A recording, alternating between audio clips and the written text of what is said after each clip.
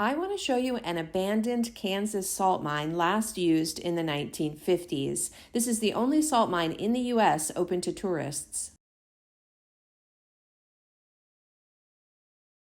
If you can see that thing hanging from the ceiling there, it's a sight line. This is how miners knew they were mining in a straight line. This is a railroad track that the miners used to transport salt. Later, they got more sophisticated vehicles that you can see in the museum. This is a garbage pile. There was a lot of garbage in the mine because it was considered expensive to use the transportation system to move garbage rather than to move salt. This is a deposit of pure salt. The tour guide told us that this deposit was not mined because the stuff around it was too impure. It would have polluted the salt.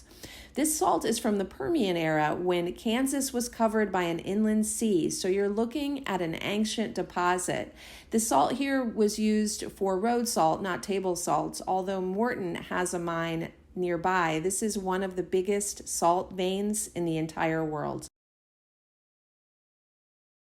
Here's what it would look like after the miners would blast. They would blast their way through the mine, which is 650 feet underground, looking for salt deposits. There is some salt here in this pile, but they didn't collect it because it was considered low grade.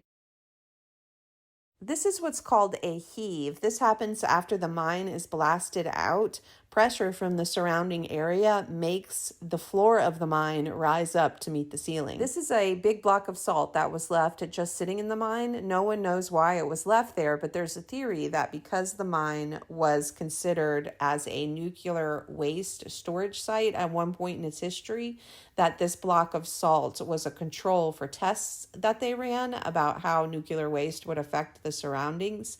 It was decorated for Halloween when I was there. Along with being considered to store nuclear waste, the mine had a lot of other purposes too, which we'll get into in my next video when we tour the museum 650 feet under the ground. Stay tuned.